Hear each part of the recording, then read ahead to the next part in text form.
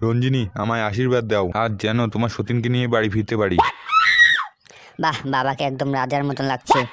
বাবা কি আমায় এমনিই বলেছিল? বাবা কি আমায় এমনিই বলেছিল তুই যদি মেয়ে হতিস তাহলে সব ছেলেরাই তোর জন্য নিলামে উঠে যেত।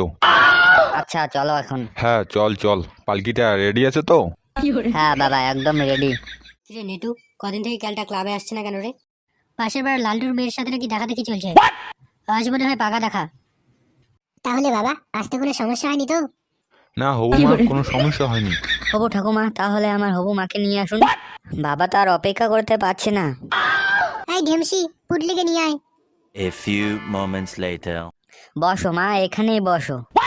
তাহলে মা, তোমার মেয়েকে আজই আমার হাতে তুলে দিবেন তো? আরে বাবা, এত ব্যস্ত হচ্ছ কেন? ওদেরও তো সবার পছন্দ আছে। A few moments later. মা, আমার কিছু কথা বলার আছে। হ্যাঁ, তো কি বলবি বল। এখানে না, ঘরে গিয়ে বলবো। মা, একটা কথা বলছি, মন দিয়ে শোনো।